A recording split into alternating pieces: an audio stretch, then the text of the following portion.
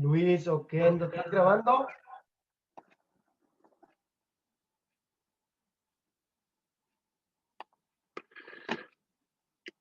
Parece que sí lo está grabando. Pero pídeme permiso, hermano. Pídeme permiso. Ahí está, ahorita voy, ahí te pongo ahí. ¿Escuchas escuchas, Luis? Escucho muy bien yo. Es que te está preguntando José si algo. José no me ha preguntado nada. Le voy a decir a José que empiece a grabar y automáticamente le va a decir si va a tener que pedir permiso o no. No, te preguntaba que estabas grabando. Ya estoy grabando. Sí, acabo de empezar a grabar hace 2 o 3 minutos. Pero yo tenía el ok desde hace 10 minutos. ¿Tú ya estás grabando? Ok. Ya. Ok, very good. Cuando tú empiezas a grabar y no graba, automáticamente te dice que le pidas permiso. ¿Cómo están todos, Luis? Muy bien, gracias a Dios. ¿Y tú? Muy bien, gracias a Dios. ¿Y Dula? No la veo a Dula para los sábados. Siempre me sale con una cosa que le aprieta y que no ve, pero ahorita le ando mandando por todos lados el link y hasta ahora no aprieta por ningún lado. Yeah. Así somos.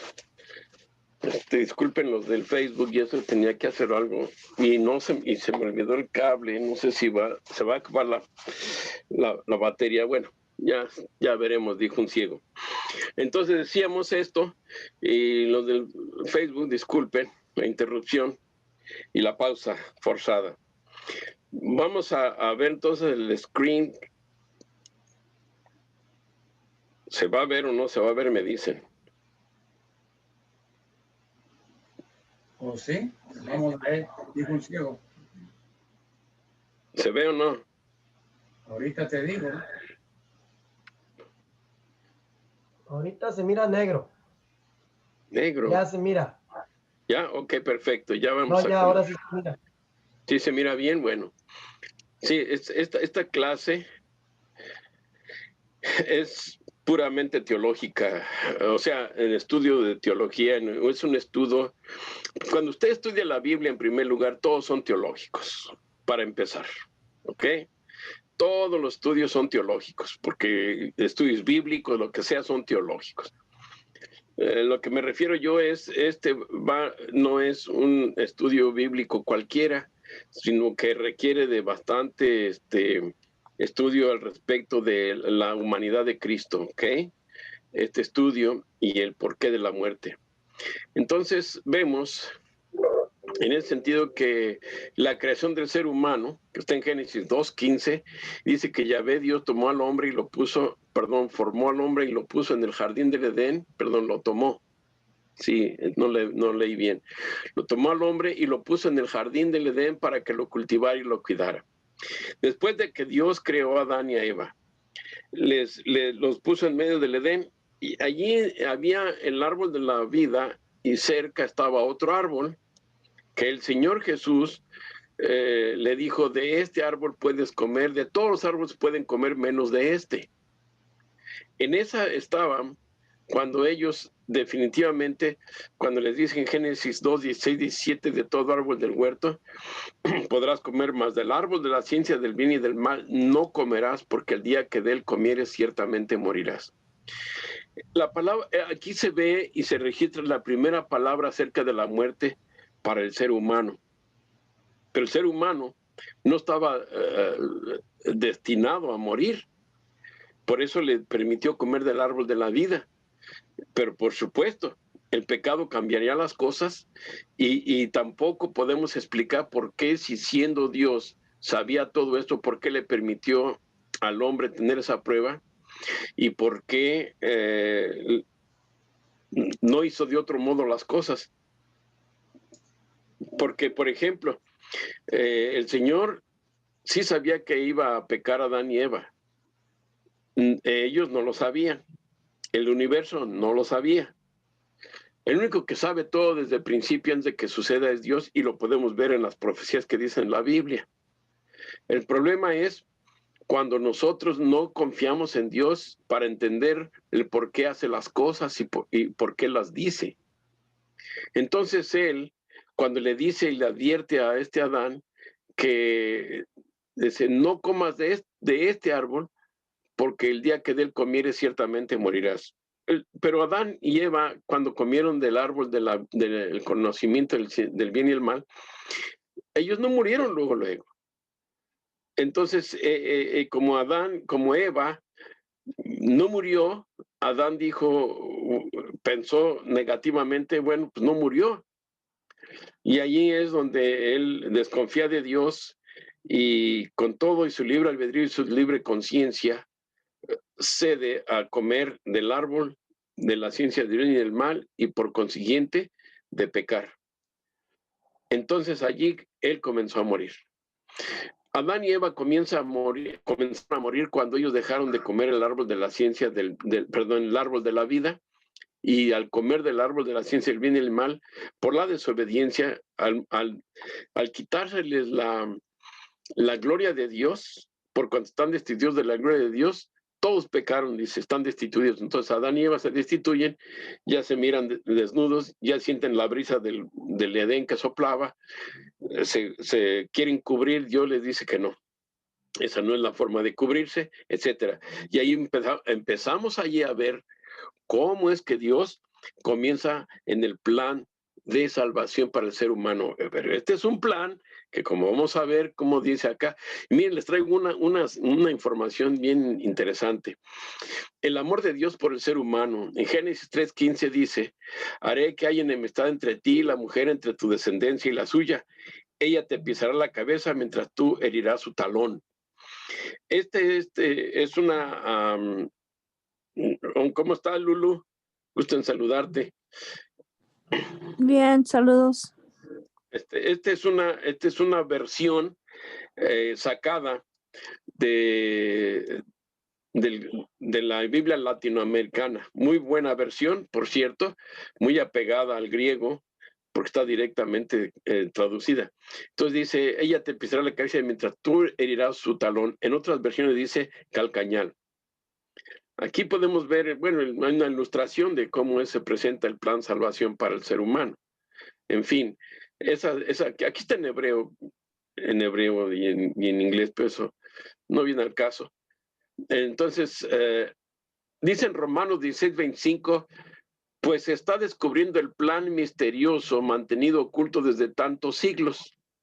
Muy buena versión, muy buena traducción. Veamos lo que dice la Septuaginta, sacada del griego original al castellano directo. Esto no lo tiene cualquier persona, lo tienen muchos, pues puede hacer, pero ustedes y yo yo la tengo.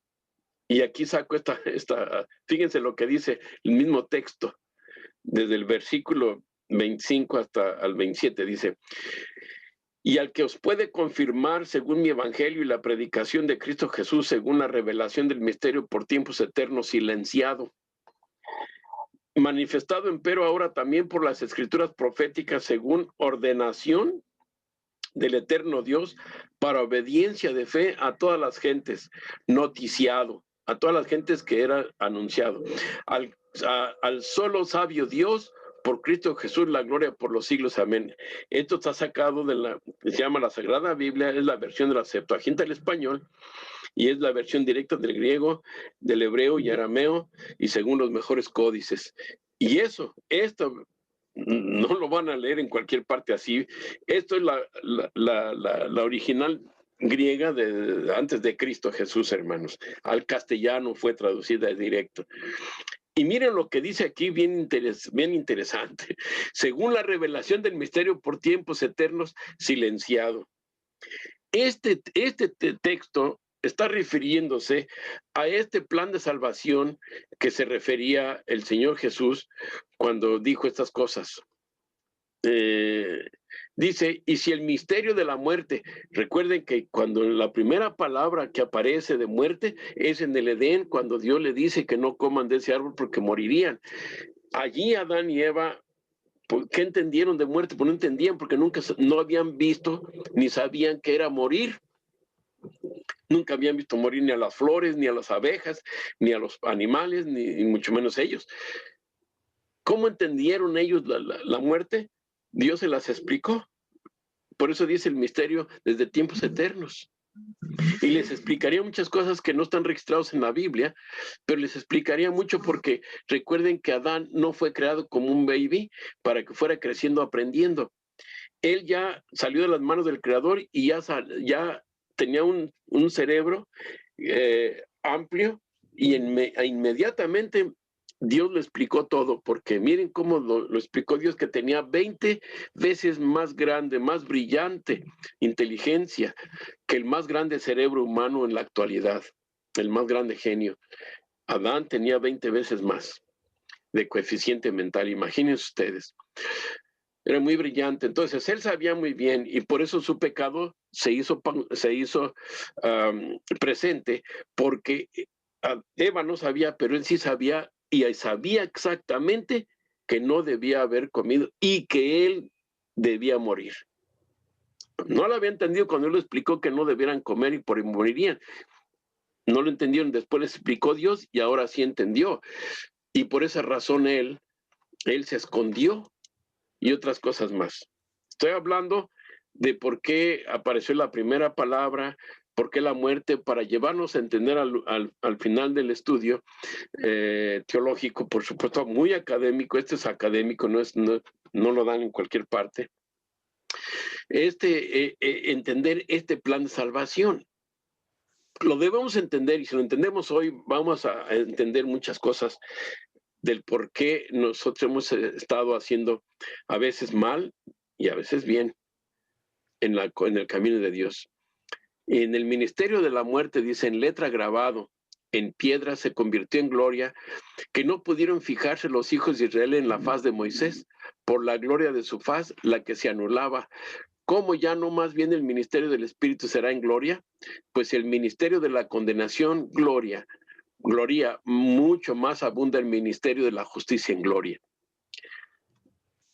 Bueno, no sé si lo entienden este castellano que están hablando, este español que está hablando, pero es muy sencillo. Yo lo entiendo bien, gracias a Dios, porque pues me gusta mucho el español, entonces lo entiendo.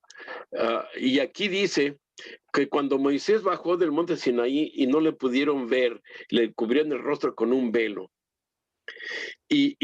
Porque no lo podían ver directo a la cara porque brillaba su rostro. Y cuando él brillaba, le pusieron un velo para poder hablar directamente con él, y al tiempo iba a ir desapareciendo ese brillo. Y sin embargo, aquí dice que se convirtió en gloria, que no pudieron fijarse los hijos de Israel. Esta historia de este velo y del brillo de Moisés está revelándonos que cuando él estuvo con Dios en el monte Sinaí y Dios le informa muchísimas cosas que están en el Génesis, en el Éxodo, que debemos entender, para que los hijos de Israel que tuvieron tanto que ver en milagros de Dios, y por qué no entendieron que a Moisés se le iba a quitar ese brillo por lo que fuera, porque la humanidad y la naturaleza humana seguiría actuando a modo de que desaparecería ese brillo. Y no se darían cuenta cuando se le desapareció. Pero eso significa que ellos no estaban dispuestos a ver. Se centraron más en el brillo que en el porqué del brillo. Y cuando desapareció el brillo, ya hablaban con él otra vez directamente. Pasaron varios días, por supuesto. Sin embargo, ellos, por eso menciona esta parte, menciona en el Evangelio esta parte, que la que se anulaba, la gloria de la faz de Moisés se anulaba, se iba a ir, iba a perecer, Moisés iba a morir inclusive, y la naturaleza humana muere, y todo lo que está en este mundo muere por el pecado. Y por aquí lo dice, como ya no más bien el ministerio del Espíritu será en gloria, pues el ministerio dice, fíjense, ahí está la clave, ministerio de la condenación en gloria, o de gloria. Sí, ahorita lo voy a entender mejor acá en la otra texto. Mucho más abunda el ministerio de la justicia en gloria. Veamos. Cuando se dieron las leyes grabadas en tablas de piedra, ese ministerio que lleva, permítanme, esta cosa, que llevaba a la muerte, fue rodeado de gloria, y los israelitas no podían fijar su rostro, su mirada en el rostro de Moisés a causa de su resplandor. Y aquí está la clave: aunque era fugaz.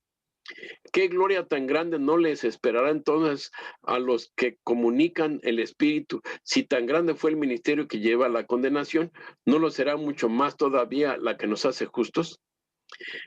¿Por qué?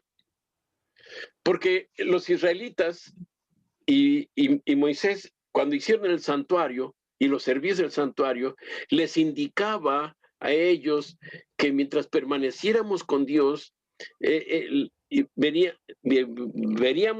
y viviríamos la gloria de Dios.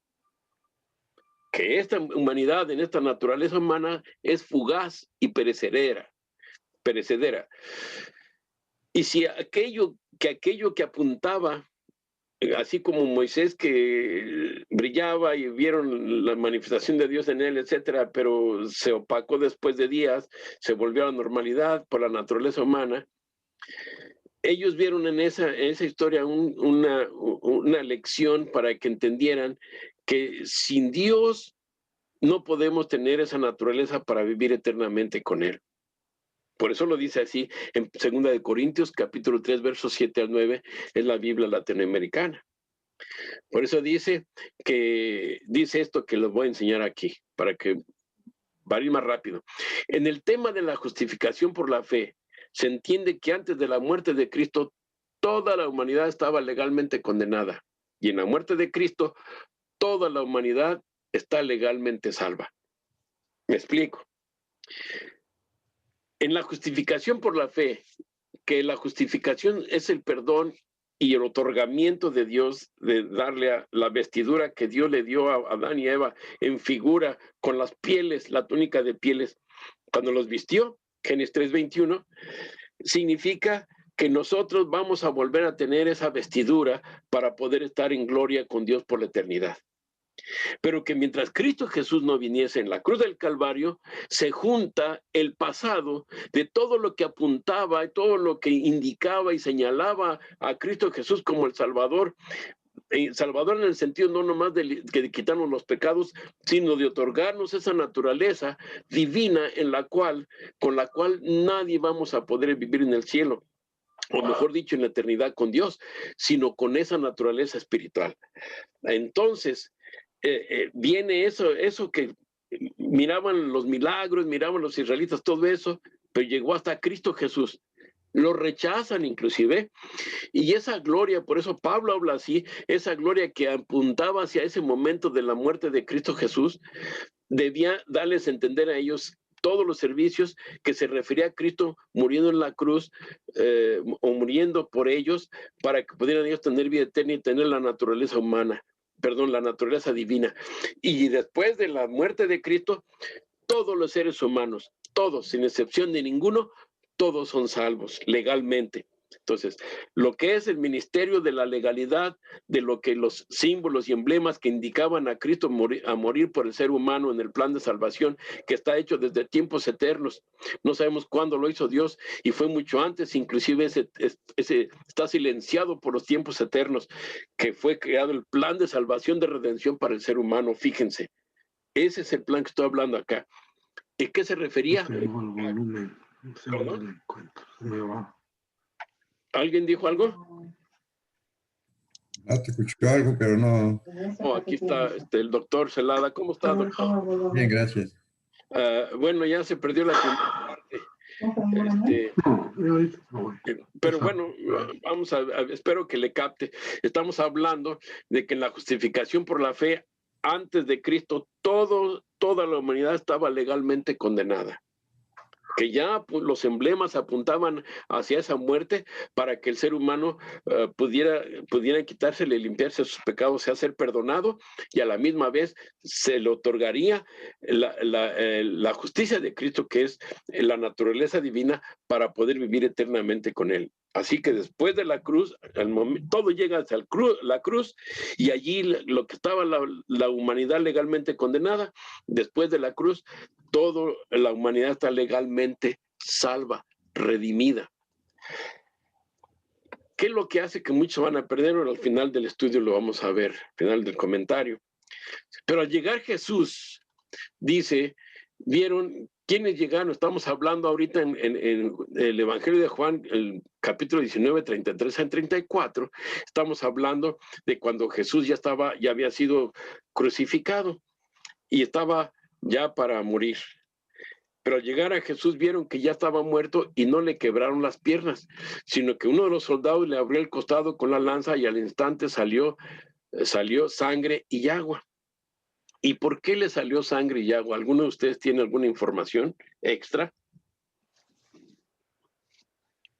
¿Alguno?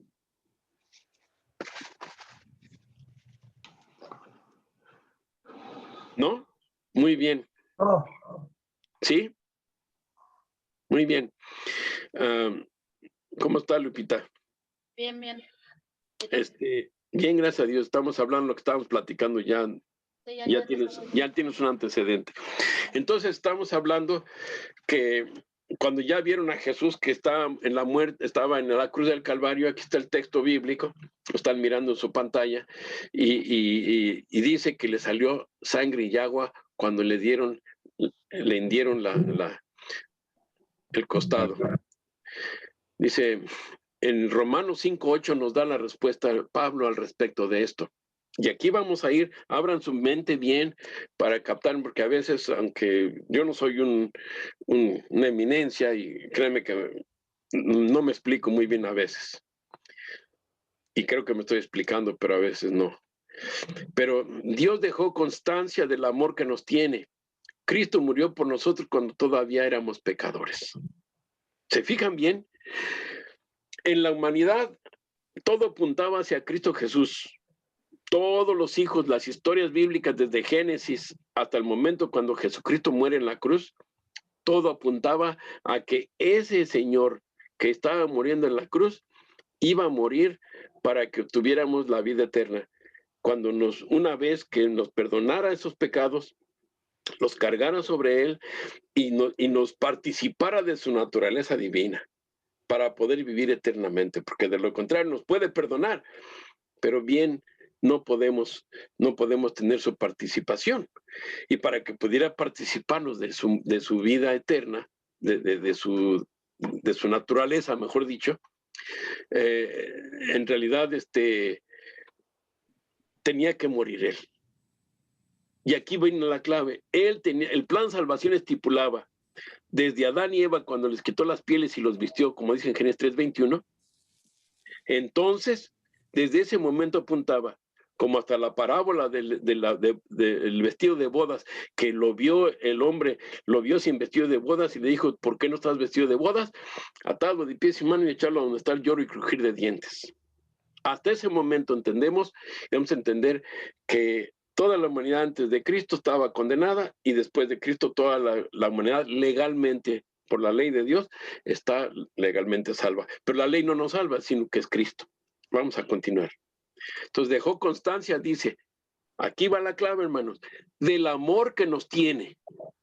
Cristo murió por nosotros cuando todavía éramos pecadores. O sea que a veces pensamos que nosotros le quitamos la vida al Mesías. Y veamos que nos dice el propio Dios. El amor de Dios por el ser humano fue la causa por la cual el Señor Jesús quiso morir por el pecador. Y la sangre y el agua que salió del costado del Señor Jesús, cuando el soldado romano le dio la lanza, fue que el corazón se le rompió, se le reventó por el inmensurable amor que tiene Dios por el ser humano, para así poder llevar la carga del pecado de todo ser humano, y no fue por el pecado, sino por el enorme amor que siente Dios por el ser humano. ¿En qué sentido lo estoy diciendo allí? Ahora entendemos que Cristo tomó sobre sí nuestros pecados y eso le llevó a la muerte. O sea, para cumplir el amor que nos tiene tanto, ese amor lo lleva a que Él tomara mi lugar y el lugar de ustedes. Allí sí entenderemos mejor. Toma mi lugar para que la ley exige que el pecador debe morir, mas yo ya no voy a morir porque yo estoy aceptando a Cristo como mi Salvador y lo reconozco, y aquello que el ministerio que apuntaba de condenación hacia el momento de la cruz, después de la cruz, aquella persona que reciba a Cristo como Salvador personal, ya no, el pecado ya no tiene más ya no tiene más pecados, se los quita Dios. Ahora entendemos que Cristo tomó sobre sí nuestros pecados y eso lo llevó a la muerte. Y no fue a la cruz la que le causó la muerte, sino el pecado. Y no, ya un poquito más, no se queden con eso del pecado. Y no de él, no de Cristo Jesús su pecado, sino de todos los seres humanos. Y solo alguien que pudiera amar perfectamente como Dios ama, pudo hacerlo. Pues el Padre le envió a morir y lo hizo por amor. Y Cristo accedió por amor perfecto y solo él fue capaz de llevar esa terrible carga del pecado y fue por amor. Entonces, ¿qué fue lo que le quitó la vida? ¿La cruz? ¿El pecado? Cristo dijo, el Padre amó tanto al mundo que dio a su único unigénito para que todo aquel que en él cree no muera, sino que tenga vida eterna. Y él me envió, dice, a hacer su voluntad y haga su obra, y nadie me quita la vida, yo la pongo por mis ovejas, por amor. Veamos lo que dice el mismo del texto bíblico. Y lo estoy sacando, repito, esta parte es una versión, la Septuaginta, directa al español desde el griego, hermanos, los textos originales griego, hebreo y arameo, según los mejores códices de la Sagrada Biblia, la Septuaginta. Yo la tengo en español y en inglés, y en español dice bien bonito, dice, por esto me ama el Padre, dice, porque yo pongo mi alma para, déjeme ver, para de nuevo tomarla. Nadie arrebátala de mí, pues yo pongo la de mí mismo. Potestad tengo para ponerla y potestad tengo para de nuevo tomarla. Este mandamiento he recibido de mi Padre. Cuando nosotros vemos esta aseveración de Jesucristo, yo pregunto nuevamente, ¿qué fue lo que le quitó la vida al Mesías? ¿Mi pecado? ¿El suyo? ¿Qué fue lo que le quitó? El pecado de todos nosotros. El pecado. Si decimos que es el pecado el que le quitó la vida, veamos cómo lo comento de este modo. Dice el Señor, poco a poco vamos a ir entendiendo mejor esta pregunta, pero les pregunto, no porque quiero que me den la respuesta, sino para que se haga más interesante la clase. El ¿Fue Padre, por amor? ¿Perdón? Fue por amor por nosotros para redimirnos de la muerte. Hermano, esa es la realidad, que Él simplemente lo mató el amor que nos tiene, hermanos. ¿En qué sentido? Bueno, lo digo en el sentido humano, como ser humano Jesús, Él estuvo dispuesto a morir por nosotros, pero ¿cómo está de que Él dice que nadie le quita la vida? Y en realidad nadie se la quita, si no es que Él la pone mismo y la vuelve a tomar Él mismo. El Padre me ama, dice, porque yo doy mi vida para retomarla de nuevo. En el versículo 17, fíjese. Y el verso 18 dice, nadie me la quita. Si nadie se la quita, no es ni el pecado, ni la cruz, ni el romano, ni Herodes, ni Caifás, ni usted ni yo, porque nadie le puede quitar la vida al Mesías. No, Él la pone por sí mismo, por amor al ser humano. ¿Qué fue lo que le salió sangre y agua del corazón? Ya Él no murió por los efectos de la cruz, eso le quiero dar a entender. Él muere allí porque porque debía morir por el ser humano, para que pudiéramos tener vida eterna. Rafa, ¿Sí? ¿Por qué agua? Ese es cuando la persona se le rompe el corazón, hermanos. Ese es un efecto que sucede médico. No lo sabemos a veces, pero yo he preguntado y eso es lo que sucede cuando a un compadre y mamá se le reventó el corazón también y sale. Es como cuando a uno le pegan muy fuerte en la cabeza y del chichón le sale como grasita, agua y sangre. ¿Sí? Más o menos así. Entonces dice, en mis manos, dice, pero aquí dice, nadie me la quita, sino yo mismo la entrego. En mis manos está el entregarla y el recobrarla. Este es mi mandato que recibí de mi Padre. Esta es otra versión. qué hermoso es saber que el Señor Jesús, cuando Él muere, lo hace ese es el amor de Dios, el agape, hermanos. Sin ningún interés, ni interés de que yo le alabe por la eternidad, como muchos piensan que es para esa razón que murió, porque nos ama tanto que nos quiere tener con Él. Pues eso es cierto, pero no fue para que lo alabemos por la eternidad, hermanos. Él, no lo entiendo yo ese amor, ni ustedes me lo van a poder explicar, porque no lo entendemos, nunca lo hemos visto solamente en Cristo, y ahí es donde yo lo miro. No lo miro en los seres humanos, ni lo miro en mí mismo, pero lo miro en Cristo. ¿Cómo ese amor puede solamente sobrepasar barreras? Sobrepasar barreras de traumas, de todo. Y eso precisamente fue lo que el Señor Jesús, cuando cede a entregar su vida para que yo tuviera vida eterna, eso fue lo que lo llevó en realidad a la muerte. Lo que lo mató en realidad fue el querer que yo tuviera vida eterna, hermanos. Y que si era necesario que Él muriese en mi lugar, Él lo iba a hacer. Y lo hizo. Entonces, ¿por qué? Fue por un amor que usted y yo no entendemos, es el agape. Un amor desinteresado, un amor... Entonces, los discípulos, cuando miraron eso en Cristo Jesús, los discípulos quisieron ser semejante a su maestro. Permítanme. Y lo digo de este modo. Si decimos que fue el pecado, entonces se entiende que el pecado es más poderoso que Dios y que le pudo quitar la vida a Jesús. Y no fue así, porque el pecado no se enseñoreó de Él, pues nunca pecó. Entonces, si hubiera pecado, podríamos decir que el pecado lo mató. Pero no, Él, como nunca pecó, el pecado no tenía nada con Él. Y Él lo dijo. Dice, viene el príncipe de este mundo y conmigo no tiene nada. Y nadie en el ser humano, ninguno puede decir que el pecado no se ha enseñoreado sobre de la persona. Todo mundo hemos pecado. Muchos o poco o demasiado, pero todos hemos pecado. Pero Cristo nunca. Por eso el pecado no lo mató, porque el pecado lo hubiera matado a Él. Pero no, él no se enseñoreó el pecado, pues nunca pecó. Si decimos que fue el pecado de nosotros, que lo mandó a morir, contradecimos lo que Él dijo de que Él ponía su vida por sus ovejas. Entonces, tampoco fue mis pecados por quitármelos. No, se fijan bien. El perdón era necesario, sí, pero lo que en realidad él de acuerdo a las exigencias de la ley, lo voy a explicar ahorita, es lo que hace que el Señor muera. Dice que lo manda, dice, Él ponía su vida por sus ovejas y la volvió a tomar. Entonces, ¿cómo debemos entender esto? El pecado, en realidad, hermanos, es un misterio que solo Dios conoce. Y es que el pecado destruye y da muerte a quien lo practica. Y necesita el pecador quien le quite sus pecados para que viva. Entonces, el Señor Jesús me quita los pecados, cierto. Y Él los carga, pero ese peso no lo destruyó a Él.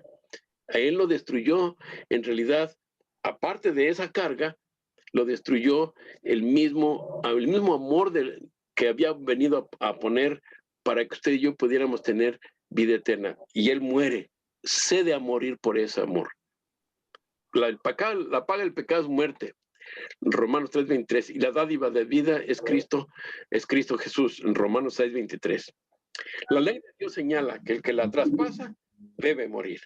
Y todo ser humano es pecador. Entonces, ¿cómo podría satisfacer el ser humano una ley perfecta y eterna si el ser humano es finito e imperfecto? Solo aquel que refleje la perfección de la ley de Dios puede satisfacer las exigencias de la ley de Dios, que es una ley espiritual, y que solo alguien espiritual puede guardar armoniosamente esa ley espiritual. Solamente Cristo humano pudo hacerlo, y aquel o aquella que sea semejante a Jesucristo podrá vivir armoniosamente con esa ley espiritual.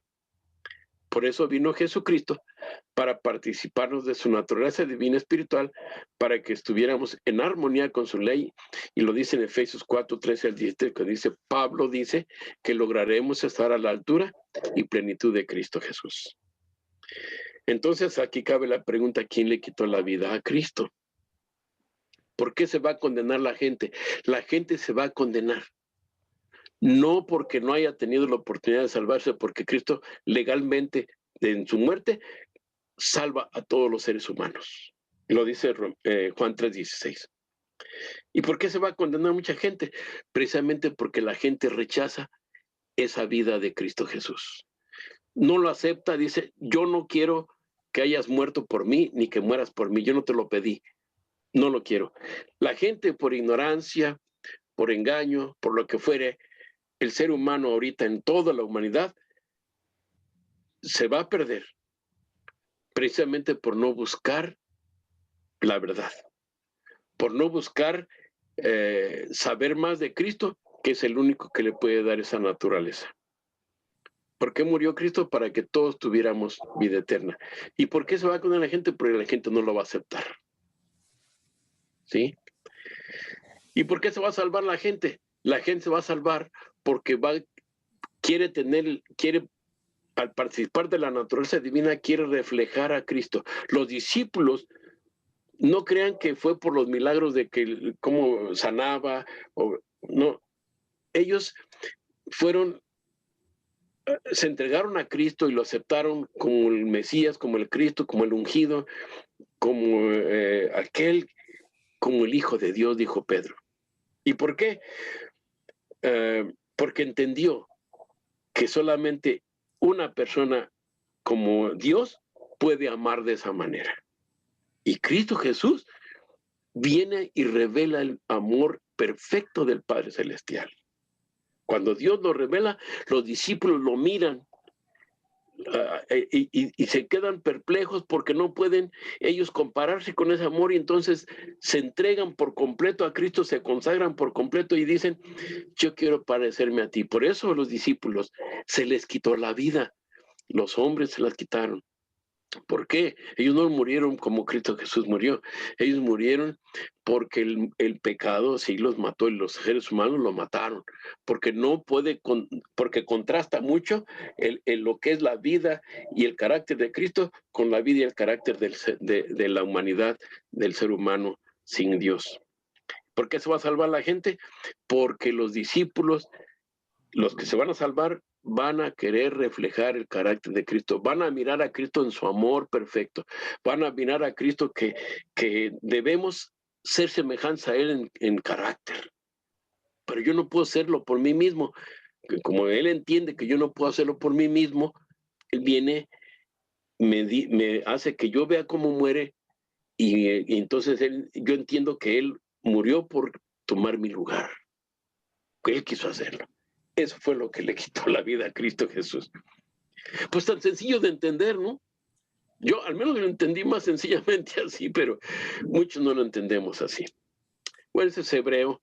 Esto no tiene nada que ver. Bueno, tiene que ver porque se refiere al texto bíblico de ciertamente morirás. Bien, ¿alguna pregunta al respecto de esto? ¿Un comentario? El problema actualmente es que no solo en las iglesias, sino en las redes sociales, sí, se comenta mucho de que la salvación ya está hecha, que ya nadie se va a condenar porque ya Jesús murió por nosotros. Y no dicen el resto. Y esa mentira está llevando a muchos a la perdición porque está incompleta el pensamiento. Sí, es la gracia barata, ¿no?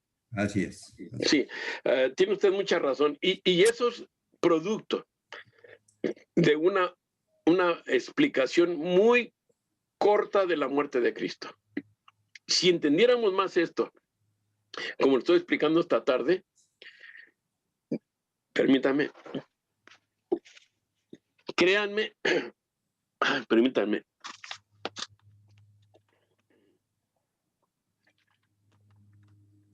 Me tomo un poco de agua. Créanme que esa instrucción es necesario hoy en día entender más esta parte. Y no lo digo yo nada más, lo dice Elena White. Yo he leído esa parte varias veces, que necesitaríamos nosotros mirar a la cruz de Cristo, pero ella no lo dice en el sentido de que veamos cómo lo golpearon, como la película esa de Mel Gibson. Yo no miré una parte nada más y ya no la quise ver porque le están quitando el verdadero sentido de la muerte de Cristo. Entonces, y hay personas que han, predicaciones, he oído sermones en la iglesia adventista, que presentan a Cristo como lo maltratan, etcétera, etcétera. Lo presentan su pasión de una manera tan burda, tan morbosa, que pretenden que tengamos simpatía por ese doliente allí. Y Dios no quiere eso.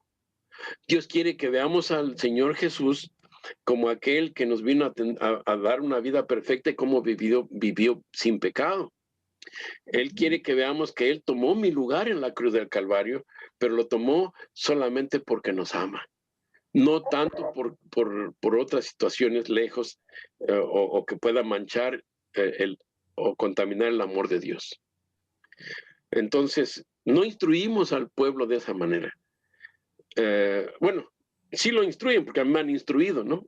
El problema es que en la iglesia estamos cayendo solamente, como ahora lo estamos comprobando. Queremos reunirnos. Yo digo, ¿por qué quieren reunirse? Que es muy loable que ya quieran reunirse los hermanos. Qué bonito. El problema de eso, que solamente quieren reunirse porque quieren sentirse aliviados y mejor.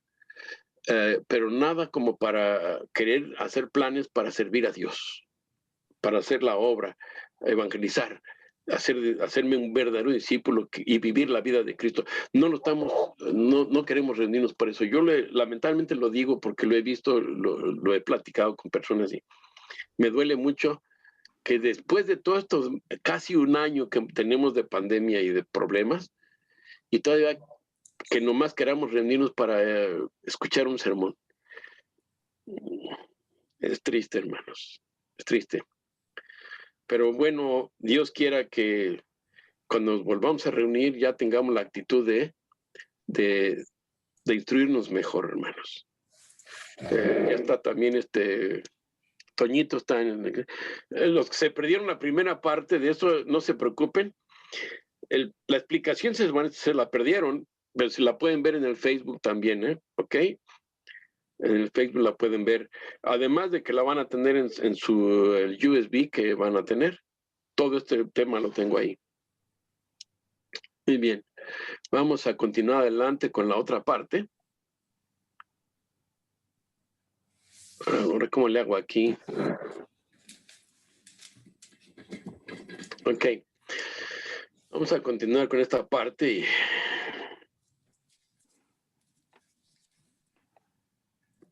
Ahora nos toca la otra parte de la clase. La segunda parte, recuerden, una parte es teológica para aprender cosas de Dios, para aprender qué debo enseñar, cómo debo enseñar, etcétera. Y ahora, cómo debo yo dirigir, cómo debo yo servir a los demás, cómo yo debo enseñar. Esta es la segunda parte. Así que atentos, por favor. Ya hemos presentado esto en el pasado, en estos 2 últimos sábados. Ahora vamos a continuar con la otra parte.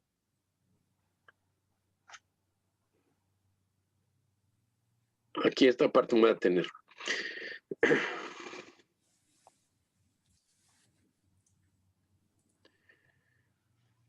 Yo les decía, y quiero recalcar esto para ustedes.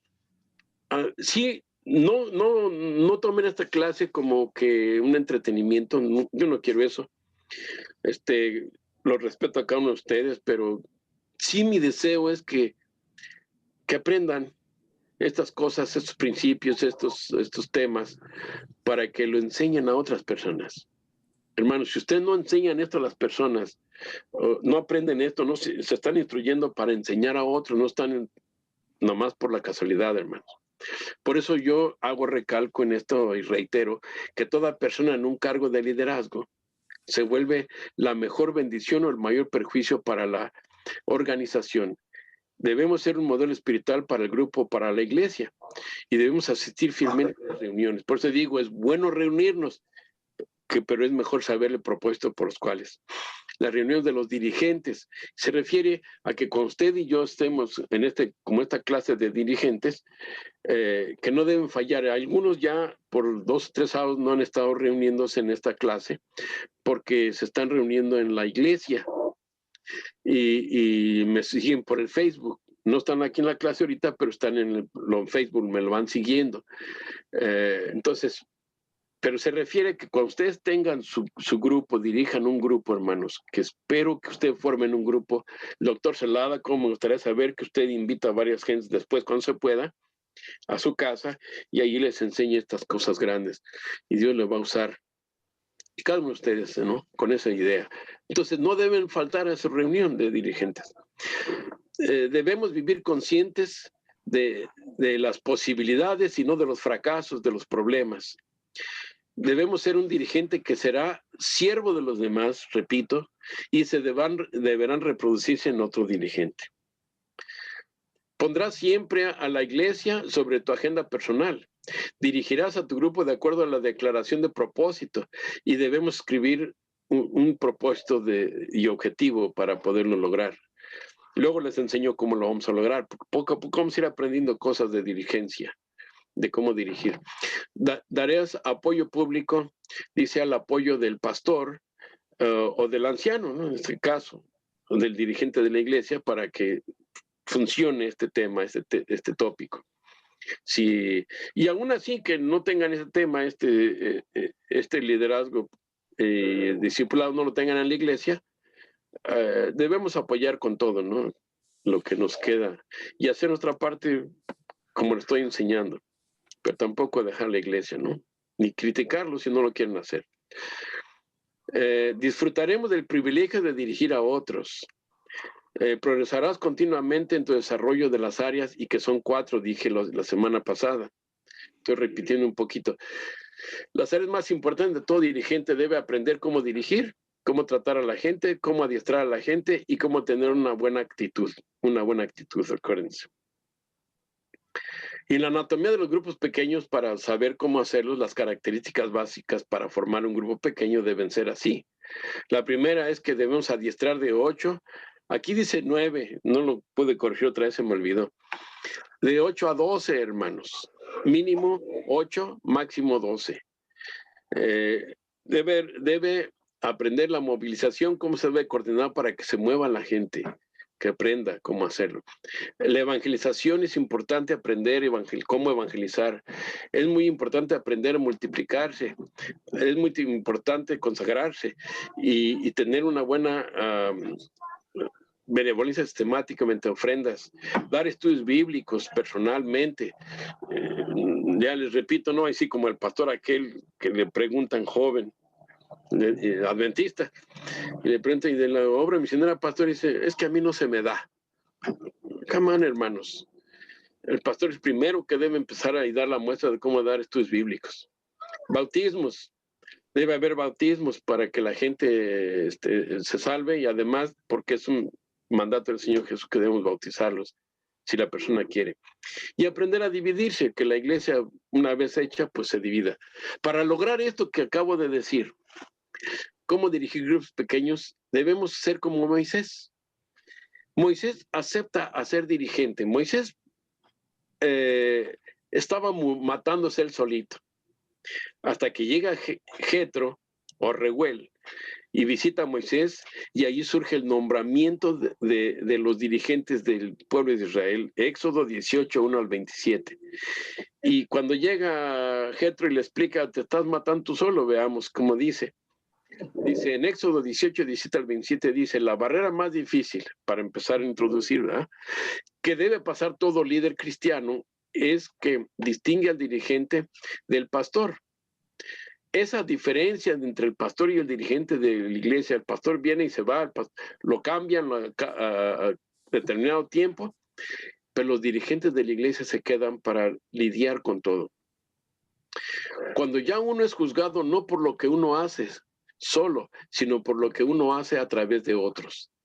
Y es allí donde se empieza a ver por qué razón no funciona que la iglesia no crece y en lugar de crecer decrece.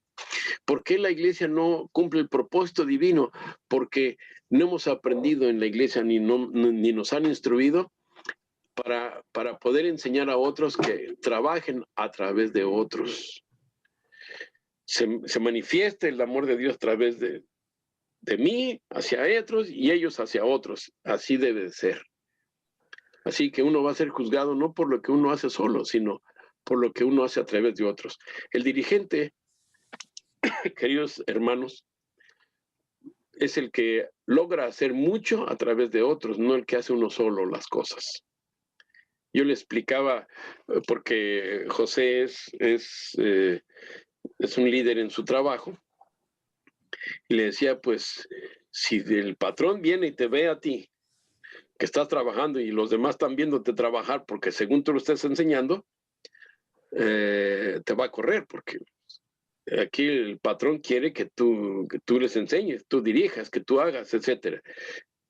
Instruyas. Y diles cómo lo hagan, pero que lo hagan ellos.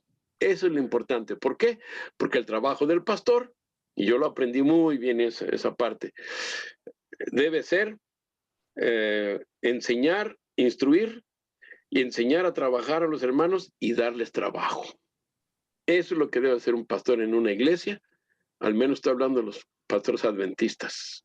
Ojalá me oigan para que lo hagan. Todo comenzó con el cambio de actitud.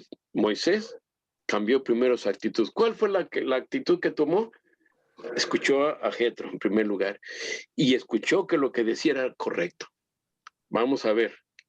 Y luego se produce el cambio. Pues queremos a veces cambiar, ser mejor consagrados a Dios, pero no queremos cambiar nuestra actitud. ¿Verdad? Hay personas que dicen cosas. En la iglesia lo podemos ver, conocidos que tenemos. No, pues yo no acepto esto, no, pues a mí no me gusta esto. Pues, pobrecitos, no han avanzado nada en su vida cristiana esa gente. Si no le gusta una cosa, pero que se centre en una cosa, lo más importante es servir a otros, enseñar a otros. Y que nomás porque no le gusta cierta cosa, nomás dice no, cierra su mente, cerrado y ahí se quedó. Pues pobre, no va a progresar espiritualmente, ¿no? Entonces el suegro de Moisés le dijo, no haces bien. Y no lo regañó, por supuesto, pero le dijo, no estás haciendo bien. Dice el versículo 18, desfallecerás del todo tú y también este pueblo que está contigo, porque el negocio es demasiado pesado para ti. No podrás hacerlo tú solo. Imagínense ustedes, todo un pueblo, hermanos. Dicen que cuando salieron de Egipto fueron 650,000 hombres, sin contar las mujeres y los niños. Así que tenía un trabajito medio arduo, ¿no? Muy bien. Verso 19 dice, oye ahora mi voz, yo te aconsejaré y Dios será contigo. Está tú por el pueblo delante de Dios y somete tú los negocios a Dios. Vamos a ver. Y oyó Moisés la voz de su suegro e hizo todo lo que le dijo. ¿Qué cambió Moisés? En primer lugar, Moisés cambia su actitud. ¿Qué otra cosa cambió Moisés? Moisés cambia su estrategia. Un servidor. Yo lo pude decir. No soy una persona perfecta ni me declaro muy consagrado a Dios, pero sí tuve que cambiar mi actitud de aprendizaje y de enseñanza y tuve que cambiar mi estrategia para trabajar para Dios. Yo daba muchos estudios bíblicos, pero solo. Y me gustaba que yo un día les voy a mostrar de estos todos los reconocimientos que me ha dado en la conferencia, de liderazgo, de ganancia de almas, pero a mí. Pero eso no produce nada en realidad. Produce algunos miembros de iglesia y muchos de ellos se fueron para otras iglesias, otros se quedaron en la iglesia. O sea, mucha gente que he traído a la iglesia y le he enseñado. No, yo cambié mi estrategia. Y ahora en lugar de pescar con anzuelo, ahora yo pesco con red. Si usted quiere de verdad triunfar en el camino de Dios de evangelismo, deberá aprender a pescar con red, cambiar su estrategia. En una ocasión el pastor José Luis Argumedo, un pastor tremendo predicador, yo lo quiero mucho, es un hombre tan sabio, muy, muy conocedor, de la palabra de Dios y de la iglesia. Y bien centrado. Y dijo que una vez un hermano lo llevó a pescar. Él de pesca no sabe nada, dice, pero no, el hermanito le empezó a enseñar, mire, este anzuelo es para este tipo de pescado, este otro es para otro, este para otro, la caña se hace así, ya le enseñó todos los pormenores. Dice, no, usted quiere pescar uno de esos, usted tiene que usar este tipo, y le enseñó todo. Y él en ese sermón nos dijo, así ustedes, si quieren de veras aprender a pescar de veras, como dijo el Señor, deberán aprender cambiar su estrategia de la que llevan hoy en día. Y pues, por supuesto, los que entendemos, ¿no? Así que la estrategia de Moisés cambió y veamos, van a ver quién no tenía esta misma estrategia. Van a ver ahorita. No hay nada más delicado de tratar ni más peligroso para realizar, ni cuyo fin sea más dudoso, que el hecho de atreverse a dirigir en el proceso de introducir cambios, porque todo aquel que se atreve a innovar atrae sobre sí la enemistad de todos los que se sentían cómodos con la situación como estaba y solo el débil con apoyo de los que podrían beneficiarse con las innovaciones. Y aquí la realidad, eso no lo dije yo, no lo dijo el pastor Serna, del cual también hace uso de este texto en sus enseñanzas de grupos pequeños, y dice, no existe crecimiento sin cambio, hermanos. Ahora ustedes se dan cuenta por qué en las iglesias, en nuestra iglesia adventista, por no querer cambiar nuestra estrategia, hermano, no querer cambiar nuestra manera de pensar y de trabajar en la iglesia, ¿por qué en lugar de crecer, de multiplicarse, por qué decaen? ¿Por qué ahora tenemos distritos en lugar de compartir un pastor en 2 o 3 iglesias? ¿Por qué? Por esta situación. No existe crecimiento, no hemos crecido, hermanos. Y mientras no crezcamos, menos va a haber cambios. Entonces, para que yo pueda crecer y la iglesia pueda crecer, debemos cambiar nuestra actitud y nuestra estrategia, hermanos. Es una realidad. Moisés lo hizo. Yo no sé por qué no lo queremos hacer, pero no nos gusta en la iglesia. Yo les he dicho, hermanos, créanme, en varias iglesias, hermanos, hagamos esto, yo les traigo esto, los he regalado gratis, con todo el material, le digo al pastor, y terminan por no hacerlo. Hay varias iglesias que me han hecho así, y he perdido mi tiempo y dinero y esfuerzo, hermanos, nada más porque no quieren hacerlo. Se quieren quedar solamente con ir a repartir revistas. Tristemente, hermano. No existe crecimiento sin cambio, es una realidad. Los 7 cambios de Moisés fueron estos. Veamos. En primer lugar, él debía interceder, él intercedía por el pueblo todo el tiempo. Sí, ahora yo estoy criticando al pueblo que no quiere trabajar, no, pero yo intercedo, yo oro a Dios por la iglesia todo el tiempo para que despierte, hermano. Que despertemos, que ya no tengamos la odisea. Hay que interceder por la iglesia, por los pastores, para que hagamos la obra de Dios. El verso 19 dice, oye ahora mi voz, yo te aconsejaré y Dios estará contigo. Está por tu pueblo delante de Dios y somete tú los negocios a Dios. Entonces, Moisés debía enseñarles. Primero debía interceder, ahora debía enseñarles. El amor de Moisés se muestra, hermanos, como el Señor tiene su amor por su pueblo. Así lo tuvo Moisés, al igual que Dios tiene por sus hijos, hermanos. Hermoso amor de Moisés, hermanos. Y dice, y enseña a ellos las ordenanzas y las leyes, y muéstrales el camino por donde anden, y qué han de hacer. Esto es lo que lo estoy diciendo yo, que debemos hacer los líderes de la iglesia. Enseñar las ordenanzas y las leyes de Dios y mostrarles el camino por donde deben andar, pero también lo que hay que hacer, lo que deben hacer. Eso es importante. O sea, debemos guiarlos. El verso 20 dice, enseña a ellos las ordenanzas y las leyes, lo vuelvo a repetir. ¿Por qué? Porque en el 4 nos dice, debe ser ejemplo y dar ejemplo. Todos vayan y prediquen, vayan, repartan revistas, pero no lo hacen. ¿Cómo van a entender los demás? ¿Cómo vamos a instruir a los demás? Si nuestro ejemplo es nulo. Porque se predica por palabra, hermanos, pero también por ejemplo. Con razón, la iglesia no quiere moverse. Porque nosotros los líderes no queremos trabajar. Los líderes debemos escoger dirigentes para hacer esta estrategia. ¿Por qué? Porque estos, dijo Moisés, que son los hombres capaces que van a trabajar. Fíjense, por lo que a ti te toca, escoge entre el pueblo hombres capaces que tengan temor de Dios y que sean sinceros. Hombres que no busquen ganancias malavidas, y a unos dales autoridad sobre grupos de 1000, a otros sobre grupos de 100, a otros sobre grupos de 50 y a otros sobre grupos de 10. Importante este tema, ¿no? Debemos consagrarnos en una palabra, pues. A ti toca, escoge. Entonces yo me consagro y escojo a personas para enseñarles. Los cuales juzgarán al pueblo, dice, en todo tiempo, y será que todo negocio grave lo traerán a ti. Y ellos juzgarán todo negocio pequeño, alivia así la carga sobre ti, y llevarla han de ellos contigo.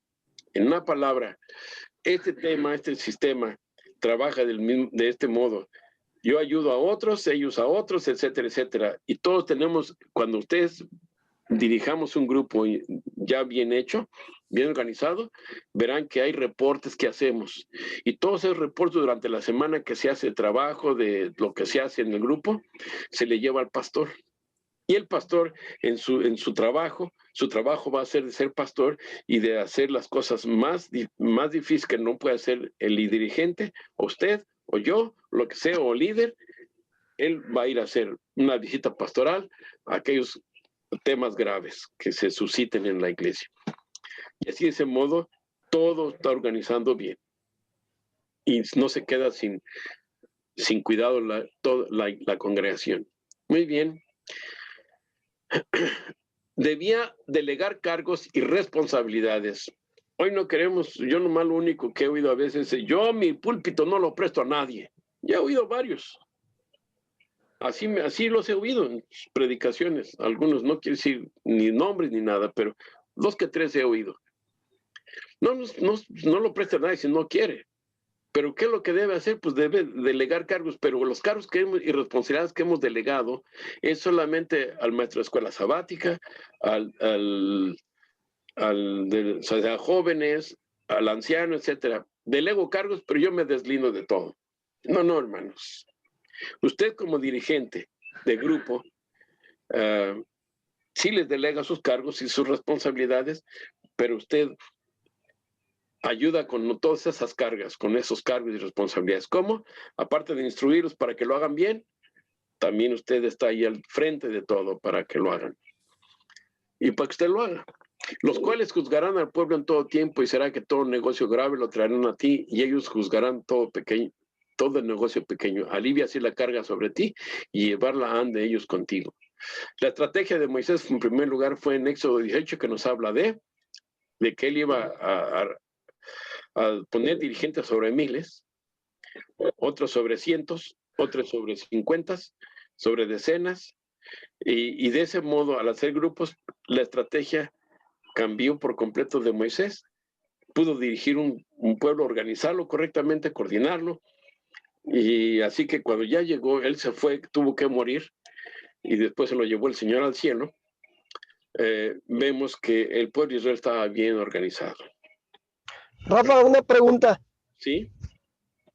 ¿Podríamos decir que entonces el suegro de Moisés fue inspirado por Dios para que él le hubiera dicho esas palabras, ese consejo? Sí, recuerden ustedes que el suegro de Moisés era sacerdote del Dios Altísimo, hermanos. Era madianita, es cierto, estaba en el desierto del Madián. Él no era israelita directamente, pero era sacerdote de Dios, así como Melquisedec. Entonces, él tenía conocimiento pleno de quién era Dios. Recuerden que Dios ha tenido hijos por todos lados, y buenos hijos. Y Reuel, o sea, Jetro era uno de ellos, y era sacerdote. Entonces, él entendía muy bien las cosas, y fue que cuando miró a Moisés cómo estaba con el pueblo, pues lo aconsejó. Y fue inspirado por Dios definitivamente, porque Moisés hablaba cara a cara con Dios, pero por alguna razón Moisés entendía que él tenía que hacerlo. Y no se daba cuenta, estaba muy ensimismado de que estaba cometiendo un grave error. Y le manda a Dios a Jetro para que lo ayude. La estrategia del Señor Jesús. En aquellos días él fue al monte y pasó la noche orando a Dios. Cuando ustedes y yo hagamos grupos que nos permita la citación, etcétera, etcétera, o simplemente para predicar el evangelio, debemos orar, hermanos. Yo oro por ustedes diariamente, todos los que estamos en la clase, porque en su momento Dios los use para servir a otros. En aquellos días dice que él se fue al monte y pasó la noche orando a Dios. El Señor Jesús, para poder reclutar a los discípulos, él oraba. Él oró mucho por eso. Una vez con ellos, oraba por ellos. Los instruía y cada mañana tempranito, él en comunión con su Padre Celestial y diariamente Dios Padre le entregaba la tarea de cada día, hermanos. Solamente orando se hace eso. Entonces, los hijos de Dios, los que queremos dirigir a otros, hay que orar. Algo no está funcionando bien porque, repito, las iglesias en lugar de crecer, decrecen. En lugar de multiplicarnos, hacemos distritos mejor. No, algo está pasando. Y una de las cosas que creo que debemos orar con sinceridad a Dios, poniéndonos en sus manos para que nos use para traer más gente a la iglesia, para que se salven, para que sean discípulos, no nomás para que se hagan miembros de iglesia. Y cuando era de día, llamó a sus discípulos y escogió a 12 de ellos, a los cuales también llamó apóstoles. Yo les repito, uno se hace prosélito, discípulo y apóstol. El Señor Jesús los llama al principio, los hizo prosélitos, seguidores, y luego ya los hace discípulos, pero los empieza a instruir. Discípulo es el que aprende. Y luego ya que están listos, los manda a predicar 2 en 2 y luego a los 70, etcétera, etcétera. Es importantísimo entender esta estrategia. La estrategia del Señor Jesús en primer lugar fue entonces, venía con el plan salvación. Recuerden el tema que di al principio de teología. Ahora estoy hablando de cómo debemos hacer uso de eso. Hay que orar, hermanos. Prepararnos, instruirnos para ayudar a otros. De ese modo vamos a hacer la tarea. Quiero detenerme aquí porque ya nos pasamos. Recuerden que este es de 1 hora y a veces me paso hasta 1 hora 40 o más en esta clase. No quiero entretenerlos mucho, ni que se aburran porque les voy a atiborrar. La próxima semana vamos a aprendiendo a dirigir y vamos a ver las áreas en las que todo líder debe distinguirse y debe saber enseñar. ¿Alguna pregunta del tema de por qué fue lo que hizo morir a Cristo en la cruz? La pregunta que hizo José, entonces vienen a ser como unos profetas, Melquisedec, el suegro de Moisés y otros más, vienen a ser como profetas porque están aconsejándolos a los siervos de Dios, incluyendo a los elegidos. Sí, porque recuerden que Dios ha usado a muchos hombres. No necesariamente tiene que ser profetas visionarios. Ya vimos nosotros las características de un verdadero profeta y de un falso profeta, y ya vimos si Elena de White, estamos viendo, voy a enseñar más de eso, si era verdadera o no era verdadera profeta. Dios usa a ustedes, si pueden entenderlo así de este modo, porque no sé si lo puedo explicar, porque la verdad, les repito, a veces me cuesta trabajo. Profeta o nevi, que en hebreo, que da la impresión, la palabra nevi da la impresión de que habla en lugar de otro, pero que tiene visiones. En este caso, el nevi que estoy hablando, que estaba preguntando Luis, sí es aquel que habla en lugar de otro. Por eso se llama profeta, que viene de la palabra proferir, que quiere decir hablar, decir cosas. Esa es la palabra profeta, el que dice. Entonces, profeta es el que habla en lugar de otro. Y Dios siempre, para ayudar a sus hijos, a su pueblo, en primer lugar su pueblo, porque es su pueblo, le manda a alguien que le ayude. A Abraham le mandó Melquisedec. No entendemos a veces, porque no sabemos mucho lo que hablarían ellos en toda su extensión, pero lo que vemos en Génesis fue que después de todo, Abraham lo reconoce y le da el diezmo de todo. Porque ahí dice, y Abraham le dio el diezmo de todo. Pero nomás dice eso, pero ¿por qué se lo dio? Bueno, luego vemos que Cristo Jesús vendría según este orden de Melquisedec. La historia de Melquisedec es muy interesante, aunque no tenemos mucha información, porque Pablo lo alude, porque Jesucristo nadie conoce su genealogía. Y de Melquisedec tampoco, porque era sacerdote del Dios, era sumo sacerdote del Dios Altísimo, y todavía no estaba ni construido el santuario. Pero él era allí en Salem, en Salem. En Salem era él, en la tierra de los jebuseos, de ahí viene la palabra Jebús, Salem, que quiere decir tierra de los jebuseos, pero también quiere decir otra cosa, Jerusalén.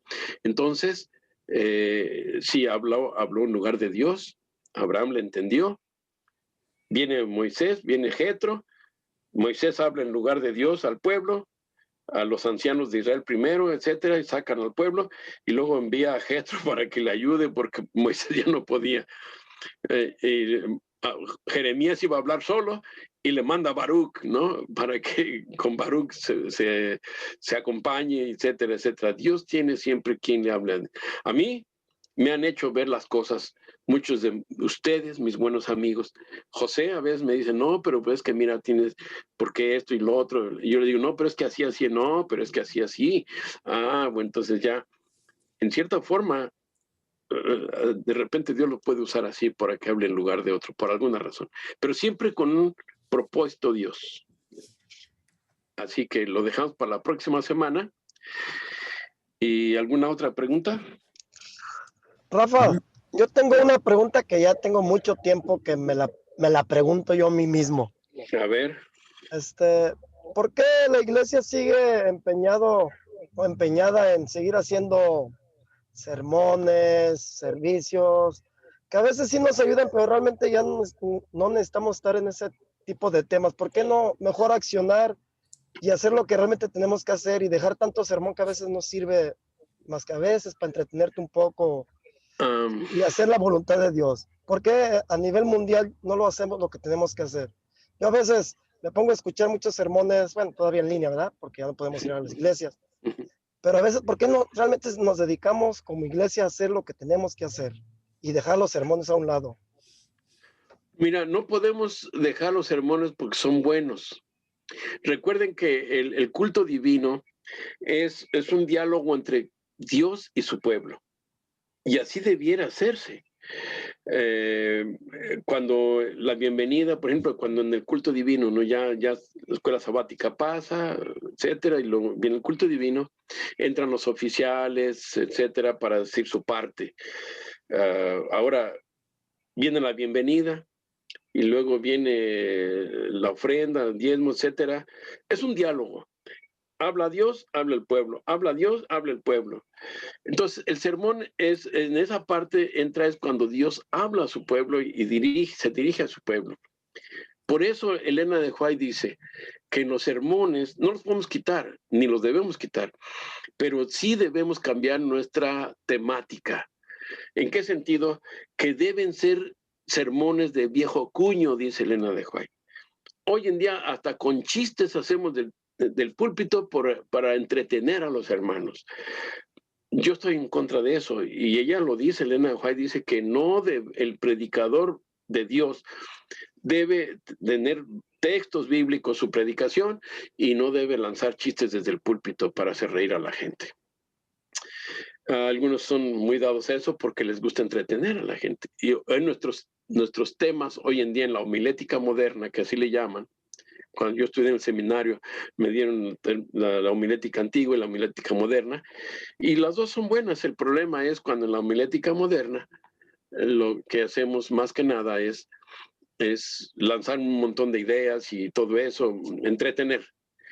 Ya no estamos enseñando como debería ser. Hay de aquel que lo hace así, pero hay muchos buenos predicadores como Bullón como Stephen Moore, como Batchelor, y otros pastores en el área que conozco que son buenos predicadores, como Antonio Huerta, etcétera.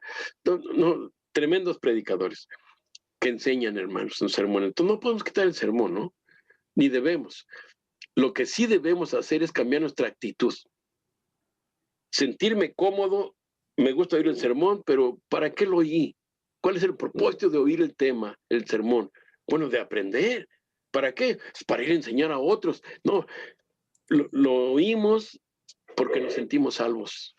Y punto. Nos gusta, y si el predicador de esos que nos están enseñando, que no le gusta que le estén diciendo cosas así como apelando a las emociones y a los sentimientos, estilo Pentecostés, que es lo que está dando mucho en las iglesias adventistas hoy en día, y si no es buen predicador, tremendo esto, eso sí se debe quitarse. Debían los sermones no quitarse, sino debían cambiar. Ser buenos sermones para enseñanza de la palabra de Dios. Y que los hermanos sientan tocados en su corazón para consagrarse a Dios y para hacer la voluntad de Dios. Eso sí, no lo vamos a quitar, pero sí debemos cambiarle la temática. Eso sí, ¿algo más? ¿Nada más? Hermano, estaba pensando hace mucho tiempo sobre el día de la resurrección de Jesús, que cuenta que 3 días y 3 noches. Pero si Jesús muere el día viernes, la tarde, a las 6 de la tarde, según dicen, no me llega a que sea la resurrección el día domingo, sino el día lunes. A ver. ¿Cómo trataríamos de explicarlo? Porque si Jesús muere el día viernes a las 6 de la tarde, el viernes al sábado a las 6 de la tarde sería un día. Ya. Mire, en esta clase la tuvimos, esa clase la tuve yo, ese tema lo di allá en la iglesia cuando todos nos podíamos reunir, porque presentarla aquí nos lleva un poquito de tiempo, pero si usted gusta, la semana que entra lo presentamos. La repito un poquito para que se entienda a grandes rasgos. Para entender esta parte que usted está hablando, en primer lugar no podemos rechazar la escritura ni interpretarla. El Señor Jesús fue crucificado el viernes, ¿cierto? Y dice, porque 3 días y 3 noches estará como Jonás en el vientre, que estuvo Jonás en el vientre del gran pez. Y dijo Cristo gran pez, no dijo ballena. Porque él está hablando arameo, y en el arameo gran pez es dagadol. Así que cuidado. El asunto es de que nosotros no le estamos dando la correcta interpretación a las palabras de Cristo y las queremos tomar literalmente. Inclusive algunos, una iglesia que son de los separatistas de nuestra iglesia hace muchos años, los de la iglesia de Dios del séptimo día, estas personas decían que fue el miércoles porque la profecía de Daniel dice que a la mitad de la semana le sería quitada la vida al Mesías. Entonces, al usar esos versículos y otras ideas de lo que salen hoy los predicadores, que el tiempo inclusivo y que no sé qué, hablan de tantas cosas. Dicen para que se cumplan los 3 días y 3 noches que hablaba Cristo. Cristo no estaba hablando literalmente, hermano, doctor Celada. Cristo no estaba hablando literalmente, está hablando figurativamente. Y por eso lo dice, así como Jonás, es una analogía y no hay que entenderla literalmente. Entonces, estaba diciendo 3 días y 3 noches, como Jonás estuvo en el vientre del gran pez, así estará el Hijo del Hombre en el corazón de la tierra. Cristo Jesús sí estuvo 3 días y 3 noches en el corazón de la tierra, hermanos. Y fue crucificado el viernes y fue resucitado el domingo, primer de la semana. ¿Cuántas horas pasaron de ahí para acá? Si vemos nosotros, queremos interpretarlo con nuestro actual tiempo, un día y una noche, son 24 horas, pues no se cumplen, nunca. Y por eso algunos le buscan recovecos y le buscan con la profecía de Daniel, que a la mitad de la semana, que fue el miércoles, para que se cumpliera cabalmente lo que dicen, y bla, bla, bla. La próxima semana voy a hablar aquí de la señal de Jonás. ¿Qué le parece? Está bien, está bien. Les traigo el estudio, se lo presento aquí en PowerPoint para que veamos eso. ¿Les parece bien? A mí sí, Amén. no sé si mis hermanos. Ya dijo. Entonces la próxima semana vamos a estudiar la señal de Jonás, a qué se refería Cristo. Y ya verán que hasta se van a sorprender, ¿no? Porque Cristo tenía razón, Cristo no hablaba al aire. Lo que pasa es que nosotros los seres humanos somos dados, hermanos, que cuando no entendemos algo o no sabemos algo, en lugar de reconocer que no sé algo, nos atrevemos a empezar a ponerle por aquí, por allá, para dar una solución o satisfacer a los oyentes. No va por ahí conmigo, hermanos. Y con ustedes tampoco debiera hacer eso, ¿no? Claro. Bueno, la próxima hablamos de eso. Un saludo muy cordial a nuestro querido hermano Saúl Piedra, el cantor de Israel, que me está viendo, escuchando en Facebook. Digámosle hi, hermanos. A Maribel Carrillo, que nos está escuchando, y tantos más que nos escuchan. Dios les bendiga a todos. Ha sido un placer estar delante de ustedes, doctor Celada, Olguita, Toñito. Ahora me faltó Alba, no la vi por ahí, Lupita, Luli están aquí ciertamente. Muy bien, díganle vaya a todos y hello a todos. Amén. Dios les bendiga a todos. Nos vemos la próxima semana. Feliz semana a todos. Bye. Bye, Rafa. Bye. Pronto. Lulita, Bye. cuídate, Lulita hermosa.